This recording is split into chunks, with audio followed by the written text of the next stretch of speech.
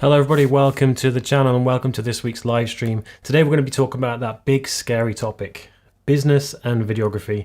We all love to create beautiful pictures and love to serve our clients, but for some reason the business side of things is just always something we like to put off and we don't like addressing. So today we're going to address it head on. We're going to be bringing on a video marketing specialist. And if you have any questions at any time, please feel free to drop them in the comments below. We'll be answering them as we go along. But without further ado, let me welcome Mr. Henry Finn. Henry.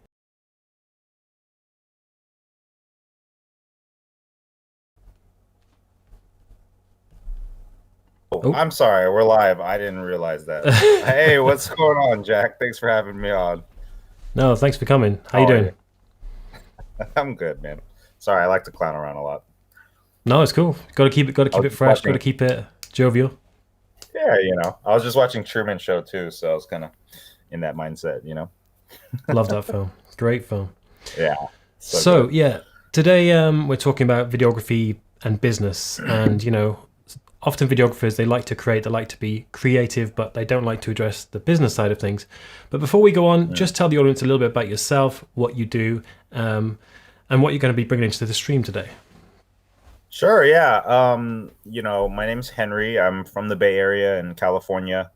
I've been a videographer, filmmaker, commercial producer, since 2001. So pretty long time now. Started off as a wedding videographer and events and like a lot of people. And then I ended up doing like corporate work. And then since 2013, I've been doing commercial work. So I've done commercials for, Samsung, Kia, Sony, a lot of brands. I've done actually my screen behind me is my website, so you can see a little bit of the portfolio flashing there. A lot of big brands. So I do basically either commercial work as a service production company, or I do creative content strategy marketing for like startups, tech companies, or directly to corporations and things like that.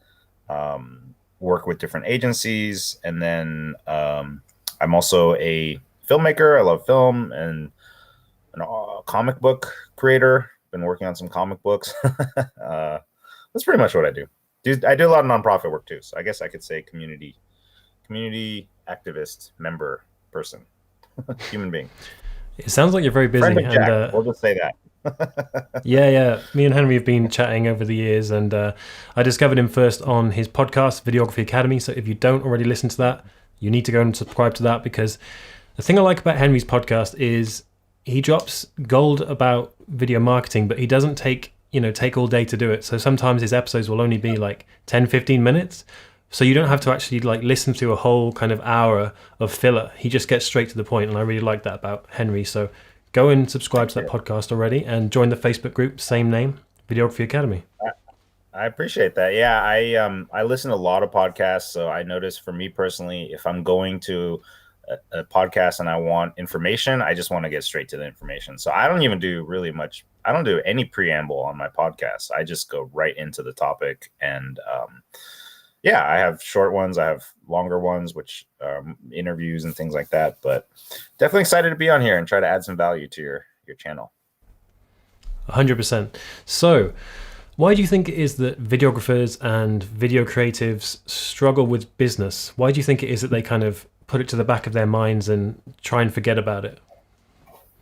Well, I mean, I was, growing up, I was just a pure filmmaker, right? So a director, writer, director, producer eventually. But even as a kid, when I was looking at the job descriptions of like the different film crew positions, and like when I read the description for producer, I was like, this sounds like a sucky job. Like I don't want to do that. And so I only started doing it because I realized if I'm going to live in the Bay Area, then I have to learn how to, produce and, be a businessman if I want to survive. And so I just think they're different muscles, and when you're a kid and you're dreaming of telling stories and stuff, you're developing your storytelling muscles. Um, Business involves sales, it involves logistics, it involves managing your time differently, people, marketing, branding. It's just a totally different muscle. So I think that um, number one, it's something that you don't develop growing up if you're an artist. And so, when you realize you have to, it can be kind of scary, and you resist it. Um, and I think some people I noticed have some mental blocks regarding business, especially like their relationship with money and stuff. So I think like for me, yeah. So I went through that too. I mean, dude, I actually literally used to think money was evil, right? And so I purposely avoided, like, even when I was a videographer getting paid, I spent my money like it was free money almost, or I just bought equipment, or spent it on, comic books and stuff, because I never thought about it as a tool. And you kind of like think that, oh, like if I care about making money, or I start putting my energy towards that, I'm going to become like an evil person or something like that.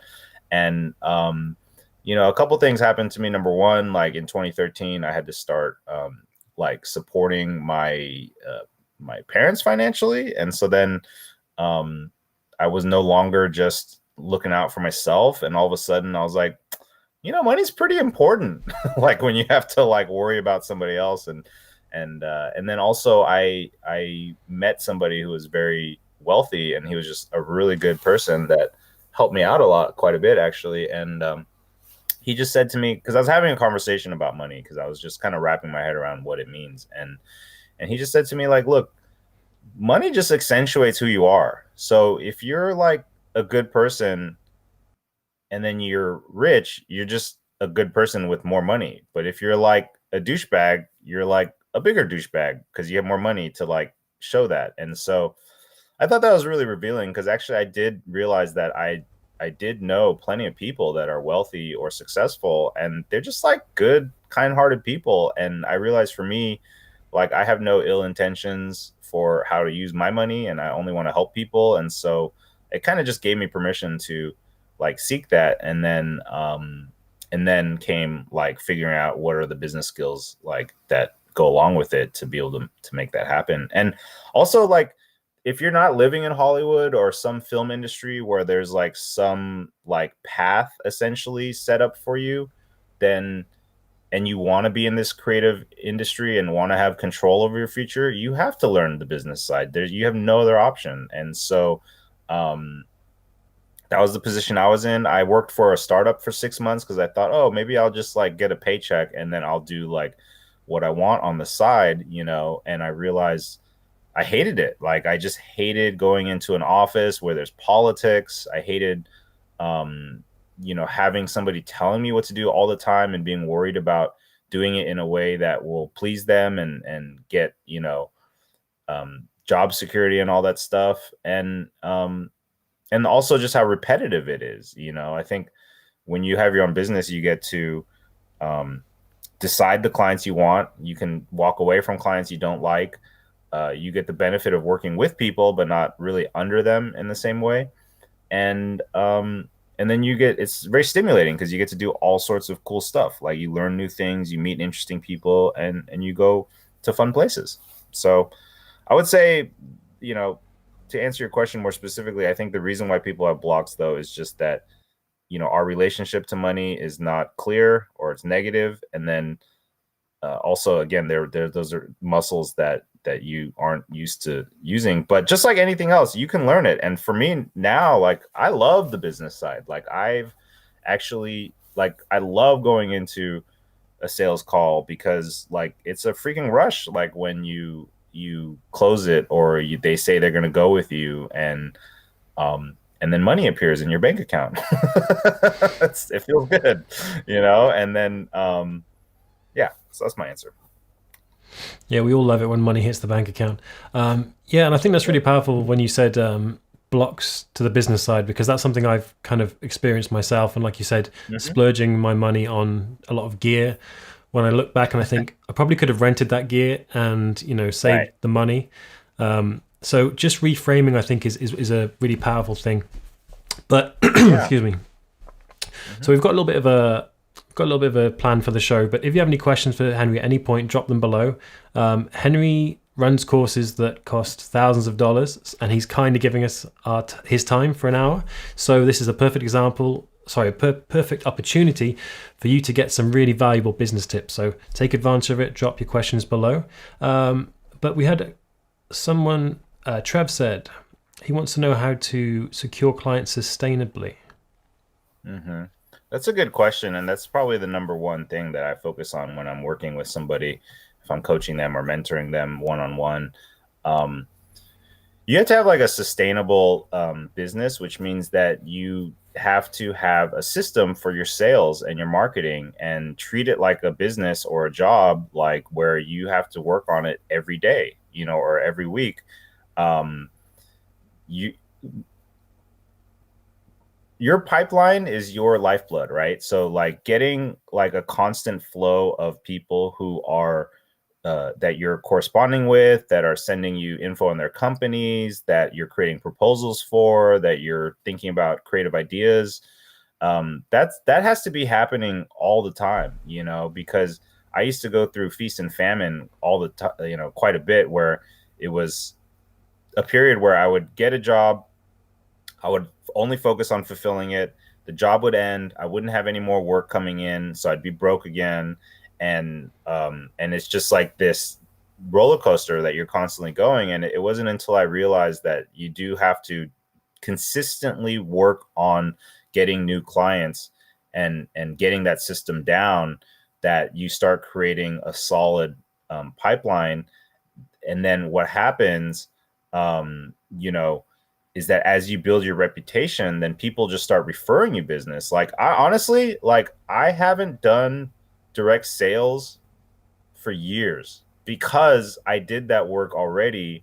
And, I have a lot of, people that refer me business and have, um, you know, uh, repeat business and like exclusivity in a way where they just go straight to me when they need something. And that didn't happen until I started doing that prospecting and the sales and cold outreach and messaging people and following up and networking and all that stuff consistently, because it just has to be a habit, just like if you ran like a, I don't know, like a pizza joint or something. You have to like every day you have to wake up, you got to go in there, you got to prep the pizza, you got to, make your ingredients, you have to, update your menu. You have to do all this stuff consistently and you don't get to not do it, you know? And I think that's what creatives forget, and what I would forget is that you kind of think abstractly about how you spend your time, or you get sucked into a project and you kind of let that become everything. And so, I recommend like in the beginning, like just figuring out what your sales system is.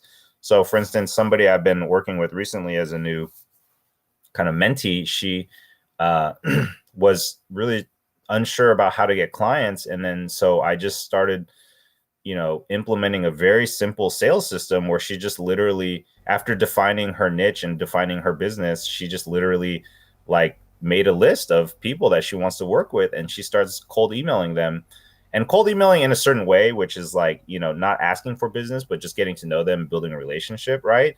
But after like, you know, 3 weeks or something, or 4 weeks, I don't remember, she got her first deal, which was literally through a referral of somebody that she had done a discovery call with, and then she's got constant flow of people she's talking to throughout the week, and they're all offering her different deals and things like that.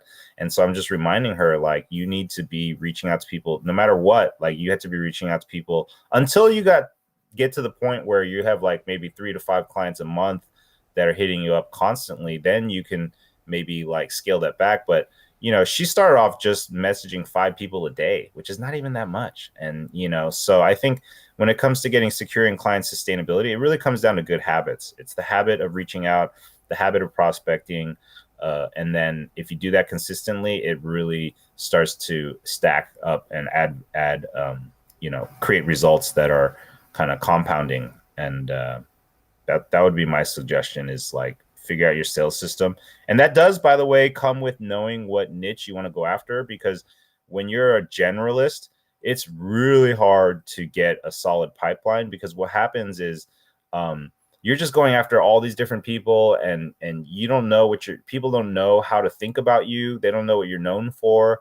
When I was just, when I had no definition to my career, what I started noticing was people wouldn't know how to sell me, right? Like they wouldn't know how to refer me, because they would send me clients that I don't want to work with, because they're just like, oh, Henry does video. Why don't you talk to him? And then it's like, some random client where you're like, I guess I'll do it because there's money, but also what happens is they start referring you all these different clients at different rates. And so it wasn't until I started like really focusing on being known for a specific type of work that more people started referring me, because people need simplicity, and then also you build up a reputation faster. And actually the fact that you get to say no to certain types of people, um, you know, that actually frees up your time to work with more of the people that you want, if that makes sense. 100%. Yeah. And there's an interesting kind of follow up to that as well. You Hmm. mentioned something, Trev, about tools and platforms. We'll get to that a bit later, but I thought it was really interesting leaning into kind of what industries you think are good for targeting in the COVID climate, or even as we start to open up. Yeah, that's a great question. Obviously, a big concern for everybody, because our industry is hit pretty darn hard, And so, um, when COVID hit, what I realized for me was that, um, number one, when it comes to reaching out to people and talking to them and prospecting, you definitely can't be rushing into a sale as much as you might need it. Like, you really have to think about the human being on the other end and what their life is like, what they're going through, and really convey that in your conversation, even if it's a cold message, like making sure that you write, like, hey, like, I hope you're doing well. I hope you're staying safe. I understand you might be busy, so take your time responding to me. Whatever. Just adding that care into that thought process about how you communicate. I believe in communicating just in a very like humanistic way too, and so that's number one, just in terms of how you approach things. But in terms of actually getting business, you have to take a hard look at your business. Number one, what type of clients are you serving, and how hard are they hit by COVID? So what you don't want is, you don't want to go after clients who, um, you know, are also hit hard by COVID, and so then they have no budget for marketing. Because the first thing that happens when a recession hits, people will scale back their marketing dollars, and they're going to be less interested in gambling, and they only want to spend their marketing dollars on things that definitely have some sort of return, or like the people providing the service have some sort of track record. So you have to fight more to convince somebody to hire you if they don't have money. But there's plenty of industries that were booming because of COVID. So the first thing I recommended for people was doing a little audit and then pivoting, being willing to like take on a new niche or a new type of customer, because health and wellness is booming. There's a lot of health and wellness products and services and people who have businesses that need to be marketed.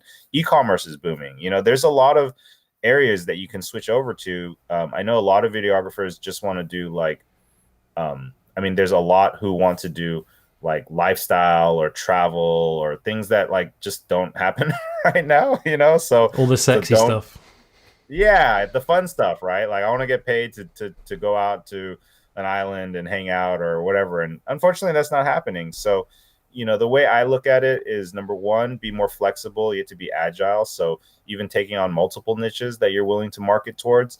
Number two, if you really insist on staying in an industry that is hard hit, then you just have to be willing to weather the storm, because like the travel industry, let's say, it's going to take a while before they spend money on video projects. So you know the pro and con of that is, the con is you won't make money as much. The pro is that if you do stick it through and you build those relationships, then when it does come back, then you'll be in a more key position because you've stuck it through with them, right? But I think most of us need to have some steady income, right? So I would really focus like 80% of my time on something that is going to yield a return immediately, and maybe 20% on an industry that's growing or needs to come back. And so the other thing is like figuring out how to make your business a little more remote. So for instance, I have like a little studio, but anybody with a living room or a garage or just is willing to make space in a room can do like product videos and stuff with like a backdrop and like, I've seen people pivot where they offer services to help like other businesses set up their own home studios because they want to, a lot of people maybe they don't have the money to spend to pay you to create like a really pro video, but they will pay you one time to like set up like their own like cheapo productions live stream or whatever. Because a lot of people are trying to figure out, well, how can I keep getting content out there, when I can't have somebody show up and film me or I don't have the money to. And so, there's different business models I've seen come out of COVID. So you have to kind of be willing to expand that business model. And so, like, for instance, I created a remote video production company, which the whole business model is you send us your physical product and then we shoot it in studio. And then we also live stream it while we're shooting it, so that way, with our test client, like we were shooting like a drink, right? And so we had the backdrop and setup, and then we had a HDMI coming from our monitor into a laptop through a capture card, which is like just one item, super cheap, it's easy to set up, and then the client is literally seeing what the camera is shooting while we're talking on in a Google Hangout, and they loved it because it's That's really like they're cool. on set and they get to give you feedback while you're doing it, but it's also safe and it's like an actual business model that you can market. It's like just send us your product, we'll shoot it, we'll do it in real time together, like so I think like to get business in COVID, again, to summarize, number one is you need to assess like who you're working with already and are they still viable clients, viable industry. Number two, be agile and be willing to explore other industries. And then number three, like really look at your business model and figure out how to add other services that are more digital, more virtual based, and then focus on building that up. Because even as we open up, it's going to take a while for people to be comfortable with production crews and stuff showing up in their location, that type of stuff. Also, different states or different countries, they keep changing their restriction levels depending on how people are getting sick.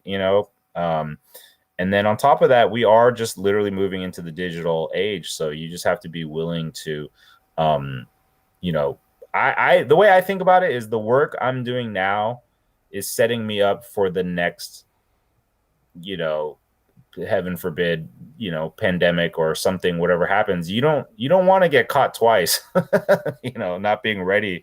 So I think the people who do the work to pivot and expand their business now will be better equipped to survive the next emergency, whatever it is.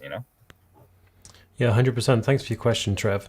And the next question kind of links into two concepts you talk about a lot. And the first one is kind of listing your top 100 businesses that you want to work with and kind of listing them out. And also the idea of feast and famine, which you talk about in your podcast, like how to avoid those peaks and troughs.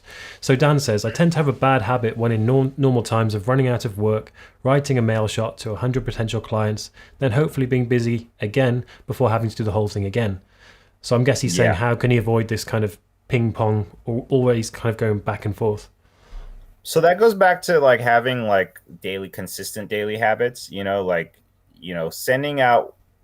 I used to do this, by the way, Dan. So I totally understand your pain. Like looking out for clients, or looking for clients when you have finished a job sucks because you're stressed out because you need the next job. The time it takes to close a new client is always longer than you want. So your money starts getting stretched thin. It's a very stressful period. That's why you just have to have consistent work and you just have to sacrifice other things to make sure that you're fitting that in. So even if you're busy fulfilling jobs, like maybe you're just going to watch less Netflix on your downtime. Maybe you're going to have to give up something to make sure that, you give yourself that extra couple hours, even just a week or whatever, to send out those emails. Because again, you have to have consistent habits.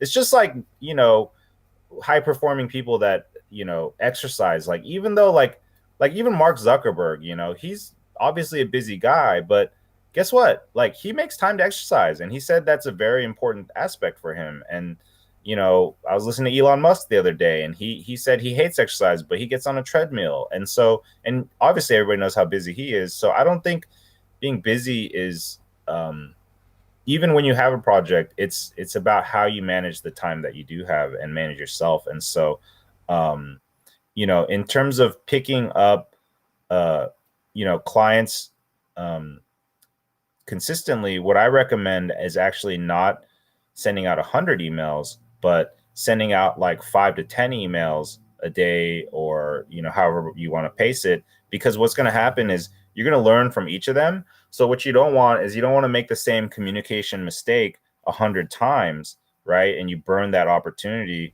with those people. What you really want is, you want to send out smaller batches consistently, so that way you could keep optimizing. And I think that's a problem a lot of people have with their sales, is they don't realize that it's about constantly tweaking your message and learning from how you approach people to improve it.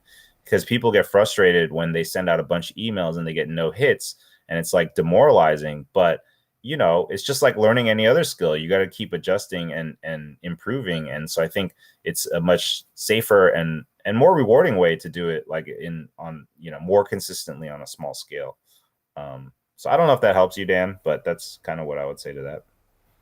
Yeah, and I was kind of taking mental notes as well because I'm also guilty of doing that. So great Absolutely. answer there. So am I. I mean, I did all that stuff in the past. So everything I share is because I spent 10 years in utter pain trying to figure this stuff out. So it's all through experience. Yeah, absolutely. And just to kind of take things to the other side of kind of someone that's looking to kind of break into things. So Cognition says his current struggle is entry into the industry. So he said he's nearing his experience threshold with camera familiarity and workflow, and wants to break into weddings or commercial as a volunteer while still working my day job.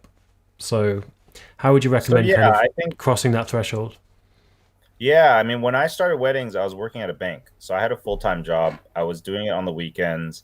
The way I started was, I definitely volunteered for anybody that was willing, but I did notice it's hard to convince somebody to let you come on and be like a shadow or a second camera or something if you don't have experience, if you don't have equipment. Um, you know, uh, so one tactic you could do is say, hey, like I'll just be an assistant. I'll literally do anything you want. I'll get your coffee. Like, even if that means you don't get much experience with your hands on a camera or whatever.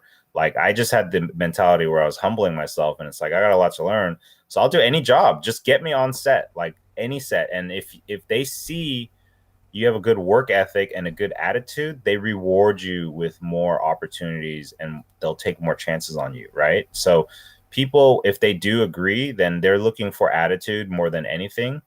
But also what I did was I looked for low risk clients in the beginning, aka free clients, because I just did a bunch of free weddings. Like, I literally put on Craigslist, like, videographer looking for experience, willing to do a free wedding video for you. And guess what? Like, my first half dozen weddings were like really small, tiny, um, no budget weddings themselves, but they got what they paid for.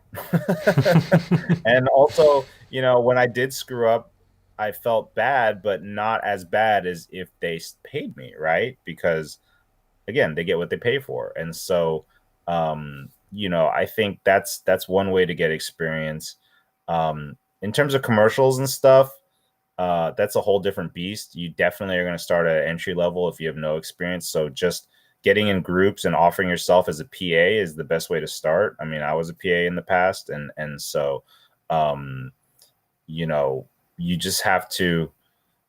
If you have a department you want to work for, like let's say you want to learn camera, then you could reach out to DPs and ACs and say, "Hey, I'm willing to be like your assistant. I'll do anything, even if like." I don't know. Maybe you won't get on set the first time. Maybe they'll help you with the prep, or you could help with them with the prep or something. The point is, like, you just have to like really consistently engage with the community, and like especially now with social media, like if you're like constantly commenting and asking questions and showing up in Facebook groups in your area or people's Instagrams, and being on their feed and being pleasant and all that stuff, like when you do reach out for that ask, like they'll give you a chance. You know what I mean? And so I've had plenty of interns that I took on and kind of mentored just because, they were reaching out to me periodically or asking me questions or just being supportive in general. And so, I recommend like taking an interest in figuring out just how you can be supportive to other people you want to work with, and then they'll end up reciprocating. That was an excellent question and an excellent answer. Thanks, Yeah, great Henry. question. Yeah, and I think it's something that a lot of people struggle with when they're kind of going into things. They don't know where to start, but hopefully that gives you a good starting point. So moving on to our next point, and like I said before, got any questions for Henry? Videography, business, just drop them below. He's going to be dropping a wealth of knowledge, so you'd be really missing out if you didn't ask him right now. But I'm gonna try. in terms of like scaling business, so for someone like me, they've got their business established. I've got some returned clients, and I'm getting some referrals, but how can I scale that, or how can somebody scale that? So there's different ways to scale. Now, in terms of like, and there's different things to scale, right? So one thing that you can do is start scaling your reputation, right? Which means that you want to become an expert in your field. You want to be known for being a thought leader and a content provider and creating value in a specific niche or an industry. That'll actually get you more work because people will look up to you for that, and they're going to want to give you more opportunities and resources. That's something you could do consistently through just sharing the content that like for instance, if I'm in the startup industry, if I'm sharing articles on marketing for startups and things like that, then I don't even have to write the articles. I'm just sharing the articles that I'm coming across when I'm doing research. And then that starts making me look like an authority and an expert. And then people start thinking about me in a different way. And then that brings you more opportunities. So a lot of opportunity that I get now is because of my reputation, and people will bring me into situations because they're like, oh, this is the guy that's an expert in this, and so you want to talk to him. Now, when it comes to scaling, like tactically, there's obviously like you can do social media. You have to be patient though. I think I would recommend like first of all, being consistent is number one. So even if you have a small audience, if you're not consistent, you're never gonna like get a bigger audience. And then so you can monetize that, you can turn that audience into customers. And then there's like straight up scaling, which is, running ads, having funnels and things like that. And, that kind of stuff, you're going to want to learn about that. And because, your customers are going to be needing that too. But, the general idea is like you run an ad to a landing page. The landing page has some sort of offer or some kind of, lead magnet, which is like something enticing that they want, whether it's like a video series or like an ebook or something like that. If you're in the video business, I might recommend, again, this is why understanding your niche and industry is really important, because it's really hard to excite people when you're just a generalist. Like I've had people straight up deny me work because they felt like I didn't have experience in that field, even though my production experience exceeded like their requirements and needs, right? But like I've literally had people like companies where like let's say in the early stages, like where I had, or actually it's funny, I started off doing more startup work, right? But then I ended up doing more commercial work, and then what I noticed what happened was I would send a startup that was referred to me like my commercial work, and they would be like, oh, like, well, we're going to go with this company that does startup productions. Even if I look at their site and I'm like, wow, they're like definitely not as experienced as me, but they just felt that, those people are going to serve them better because they understand them better. You know what I mean? And so that's why really understanding a niche and becoming an expert in a niche is really important. And then, going back to what I was saying though, is once you've kind of built some sort of understanding of the industry you want to work in, then you can create, like, for instance, evergreen content, like a 3-part, 5-part video series or a mini course or something where you're basically explaining, storytelling and marketing, video marketing concepts to them. And then usually what happens is if you can do that, if you could just teach somebody how to think about the thing that you do, they end up hiring you to actually do it, right? Because like your prospective client isn't going to go out and like just overnight know how to shoot video and edit or even how to hire people to do that. So they're going to still actually ask you to execute it. And so again, like an automation funnel would be like, you run ads from Facebook or Instagram to, or YouTube even, to a landing page. The landing page basically is like your sales page that has some value on it, and then an option to book a call or to buy a product, whatever it is, to get them in your email system. And then from there, you just sell them. I think a lot of funnels I've seen production companies do is the book a call. So they'll have a video that highlights their portfolio or like what value they're offering, and then it'll take you to a simple landing page where it repeats that offer, and then you schedule a call. And yeah, I mean, I actually am testing one right now, that this Facebook ad company, where their promise was that they don't even, well, this was actually to sell my course, but they don't even charge you money. Like they're so confident that they take a percentage of the sales. And I was like, that's a pretty bold offer. And so I got on Yeah. a call, and it was such a simple landing page. Like it was just an ad that said, hey, like this is what we do. Here's some, past clients we worked with. If you have a course or a program, like we will charge you nothing. There's like a $500 a month fee, but that's like nothing. They're like, we won't charge you thousands of dollars up front. We're just gonna charge you a percentage on the back end. And I got on a call with him, and I'm like literally looking at his dashboard of his Facebook ad account, and it's like,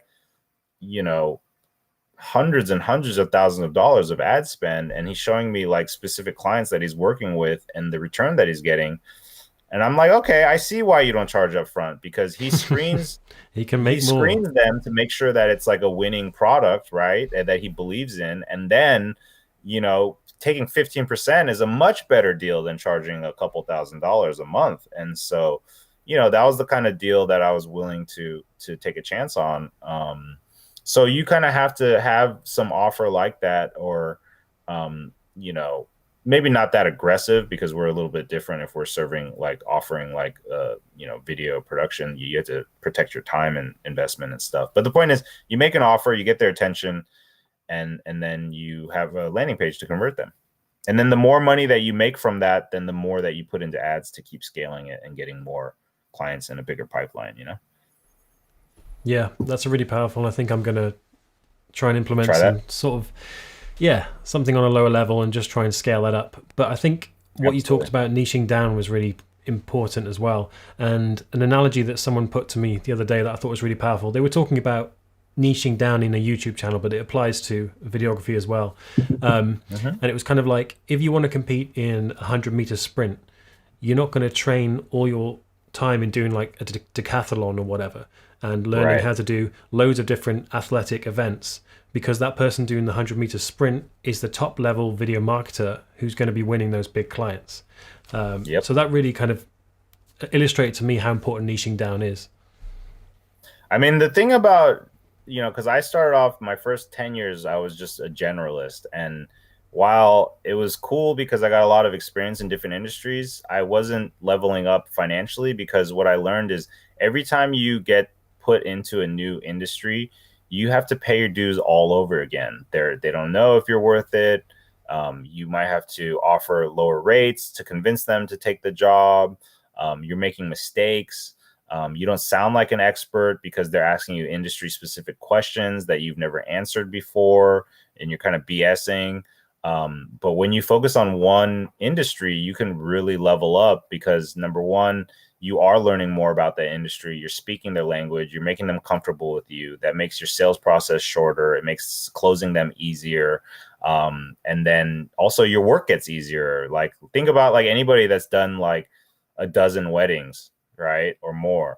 Like eventually, like you can start doing weddings in your sleep, because it's just the same thing over and over again. You know what questions the bride is going to ask. The fact that you're supposed to focus on the bride and the groom doesn't give a crap. You just, like you just learn all these things because you're in there. And so, one example I have for you is I decided to test out the real estate niche, and so I just did the process that I teach, in like literally that I teach. I just did it myself. I was like, okay, I didn't even create a landing page. I just created a deck with some photos. I didn't even have a video. I'm like, let me do this like the fastest, cheapest, easiest way to test this niche out. And I just created a PDF that listed like my goal to become a top video production company in the real estate niche and the services I would provide, after researching what other services people offer, like walkthrough videos, all that stuff, drone, and then slap some photos, some pretty photos of houses I would love to shoot, like as a mood board type thing. And then I just literally started messaging anybody I knew that was in real estate and saying, hey, like I'm trying to start a new division in my production company, which is real estate. I don't have any work yet, but if you know anybody that'd be willing to do like, let me do a free video for them for a case study, I'm looking for like 2 to 3 people. Right. And then so I got people referring me. I ended up doing like, I think the first 2 videos were free. The third video was like $500, and then the fourth video was like a $10,000 job. And that was like all because I was really focused on that niche and messaging around that niche and only talking to people that are in that industry and really ignoring people that were referring me other stuff, and also studying that industry and seeing, okay, well, who are the people making money and more, who are the people that are successful in this industry. And that's how I tested that niche. Now I ended up deciding I didn't like that niche because realtors are cheap, and I landed a $10,000 job because I was like, as I was learning along the way, I was like, okay, well, let me go to like the most expensive zip code around here and see if I can get like bigger fish. And there was a lady that I was referred to that, she had a house that she had been trying to get rid of for like 2 years. That was like a $3.5 million house, and she couldn't get rid of it. And the problem was that, it was like a very modern house and a very old school suburban house. And so I told her like, well, you know, well, what happened was as I was doing my discovery call with her, I had found out, I asked her like, well, if you're having trouble marketing it, what have you done in the past? And she kind of told me that she had spent $50,000 on marketing it, over the 2 years. So I was like, oh, well, I could probably convince her to spend $10,000 if she already spent 50,000. And so my pitch to her was like, make a lifestyle video. Like you need a younger, affluent kind of audience to come in, but you have to show them what they look like in the house. So we hired actors, we got a Tesla in the shoot. She ended up selling the house in like 2 months, and so she was super happy. And so she sat down with me and did a testimonial. She gave me the best testimonial, right? And at the end of it, I just asked her, so would you refer me to, other clients? And she said no. I was like, what the heck? I was like, why? And then she's like, well, to be honest, I don't want my competitors getting a hold of you. And that's when I realized, I was like, That's a good oh, well, sign. first of all, I appreciate the honesty, but also I'm out this niche because on the low end, they're too cheap for me for what I want. And then, on the high end, it's like, I'm not going to get the referrals I want. So it didn't fit my requirements for the type of business I want to run. I know other people that, they do well in the real estate niche. That's fine. But it seems to be more of a volume thing. It just didn't fit for me. And, but the point is, I figured that out within 4 videos and I still got paid for my time. And that's because I was really messaging in that niche and creating all my marketing materials focused on real estate. I was not doing, real estate plus, whatever, landscape or, anything like that. Like I was really, really focused. 100%. Niching down is important. So Mm-hmm. yeah, I'm going to ask you guys a direct question. What are you struggling with in business videography at the moment? What are the things that are your pain points? What are the things that you think that you could be addressing and you're not? Let us know. And while we're waiting for those comments, Henry, so we've talked about starting, we've talked about growth. And how do you maintain that growth? So you've got these sales funnels, you've identified your niche, you're doing all these things, but how do you maintain that growth while still, because I mean the ideal thing is that we work less, right? And these things are kind of still happening and still growing. So how can you maintain that growth in like a way that you're not having to work more and more and more? Yeah, I think that's a very good question. I think Number one is like as you grow, you have to keep looking for better and better clients. And this is all this points to why you need to focus on a niche. Because the thing is, in every niche, there's going to be that top 1% of the clients that are willing to pay whatever you want for your job. So what I learned is like you could do the exact same work, right? Once you reach a certain level of proficiency, like the exact same work, and one person will value it at $1,500, another person will value it at $10,000 in their head. And but that doesn't even change the product you're delivering, right? Like that is what I realized the hard way, is that it's not what you charge, it's what they're willing to pay. And so you want to find clients that are willing to pay that amount. And so you want to keep leveling up in your niche, and that comes from staying in a niche and moving up the chain. So I actually think about starting a business in a phases, right? So the phase one is the launch phase, where you're building your brand, defining your niche, defining your customers, defining your sales process, getting that down, putting in that hard work, just as if you were, building the foundation for a house and all that stuff, and really putting in that effort where you're really like consistently putting in hard work and effort into building that up. And then if you're focusing on a niche, then what happens again is like people just start referring you work. And then once you get to that stage where you've built a reputation and you're able to expand your authority in that space, people just start throwing work at you, and like they do the sales work for you because they talk you up. Like I have a call scheduled tomorrow with a client that, I think my buddy said is like a $50,000 job potentially. And like he's doing all the sales work for me. Like that's his client because he runs ads, right, for Facebook. And they want maybe better video, because I saw the videos, it was not the best quality, but it's working for them. And so now they want to level up a little. And so he sent me an intro email, and he's just like, hey, like Henry's the guy, like he's a genius. Like he literally used the word genius. I don't call myself a genius, but and so Hey, it he was works. talking me up. And so what happens is when you get a referral or intro from somebody that trusts you, right, and then they do that for you, now that trust is being transferred to that other potential client, and now you're selling yourself less, and you're just really focusing on actually figuring out, are you a good fit, and can you deliver what they're asking for, and what extra value can you add to what they need. And that comes from staying in a niche and being an expert in an area. When you don't have a niche, people are much more hesitant in the way that they refer you, because like I would literally used to get emails in the past where it's like, hey, Henry does video, I'm not sure if this is what he does or what you need, but talk to him. That's not a good endorsement. That's It's so nice that they're general. How do you referring work you, with but that? that's not what you want. And that only comes from focusing on a niche. And I know people are scared on focusing on a niche, but you could do multiple niches. But the thing is, your sales efforts, your branding, your marketing, and your messaging have to be duplicated and done for each niche. So I don't recommend doing more than maybe trying two niches at a time. Like, but the cool thing is, once you know your system, you can very rapidly test out other niches and expand. So for instance, like when I did the real estate thing, that's after I'm experienced. Like I've done this, I've been through the battles, and I've built my own company, and I'm even teaching it, right? So then like that 4 video process took me like maybe 2 months or 3 months, and then I was done. And so the cool part is focusing on a niche allows you to master your whole process, and then you just apply that process to other niches, and it's so much easier. So that also saved you time. The other, I guess the last piece I would add to that is finding partners.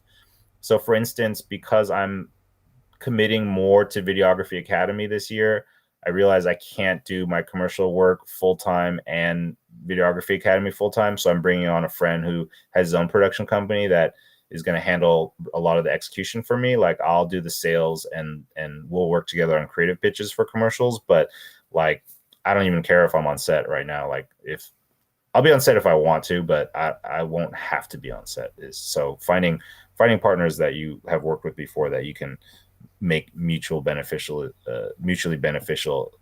arrangements is also good. So on the flip side, if you want to do the production, you can find somebody that's really good at sales, and then you train them on the sales part, in terms of specific to your industry, um, and then you can do less work in that area, you know?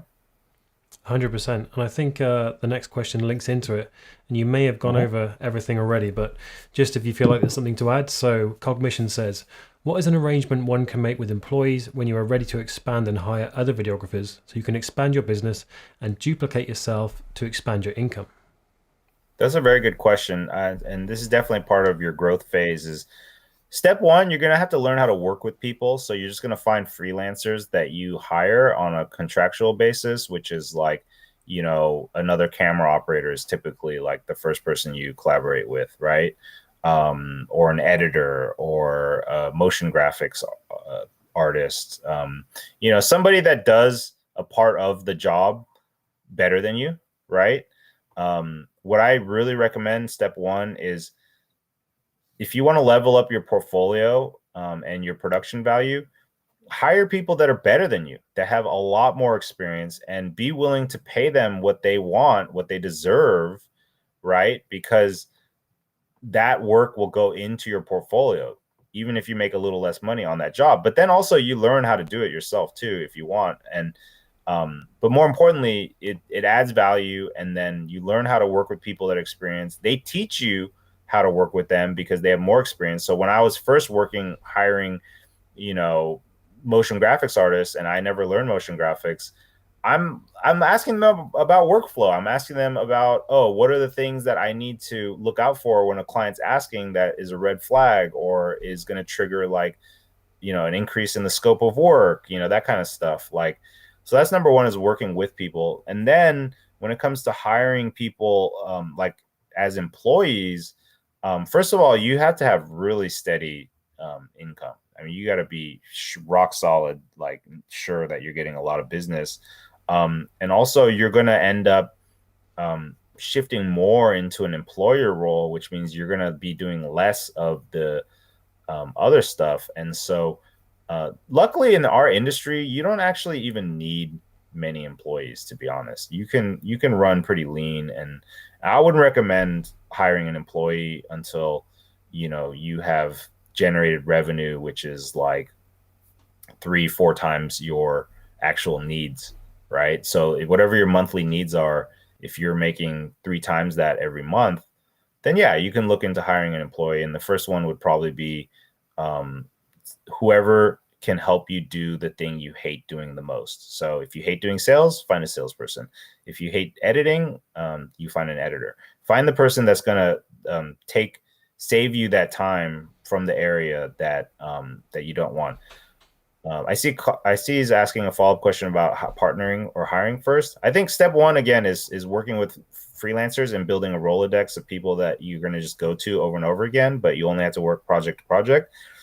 Partnerships can be very useful, but they could also be tricky, because I noticed when people go into partnerships, and I did that myself, it's stressful because you worry about the things you don't know, like how it's going to develop, and you try to like predict the future and make sure that it's all set up, and it's really hard. And so or you get caught up in trying to make it super official and doing everything like legit before you get into the work. And so what I recommend is only partnering with people that you have worked with multiple times, that you've seen them in stressful situations, that you've seen them be responsible for things.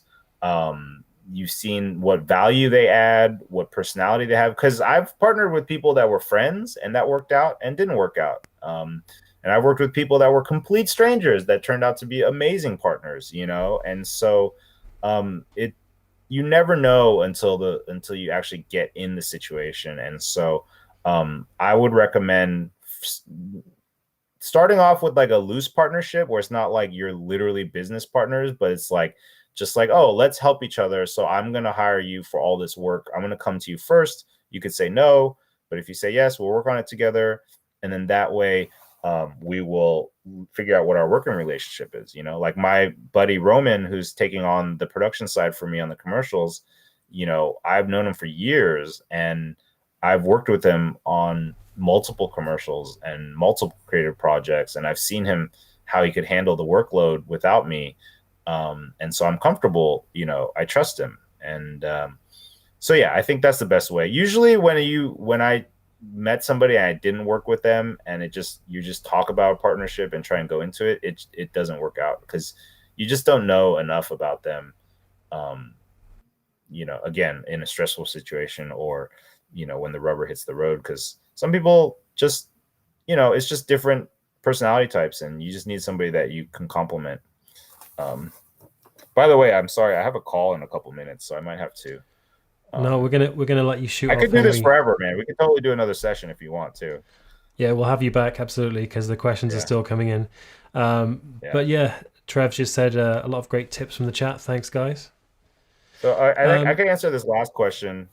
Would sure. you expand to cover different niches or part? Yeah. So I wouldn't expand a niche until I've gotten consistent income from one. Like if you really are covering your bills every month and putting some money in the savings account, then start expanding.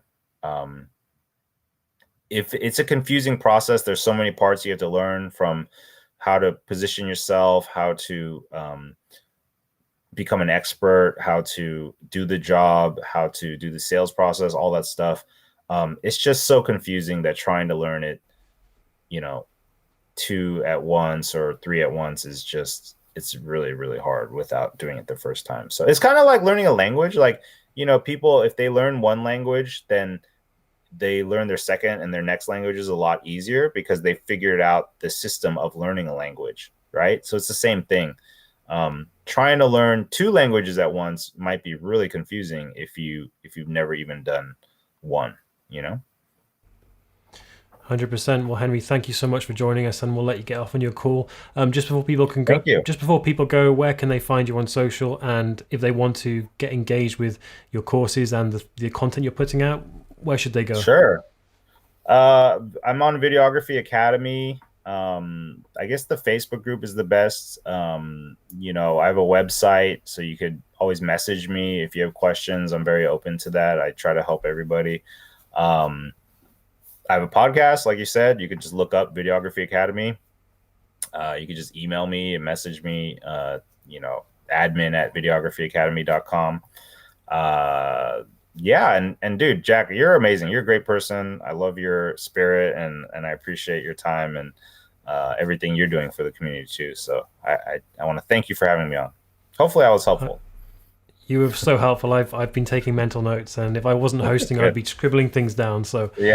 thank you so much, and we'll let you get off for your call. But everybody, thanks for watching. Henry, thanks for joining us, and tune in next Thursday for the live show. Take care, Henry.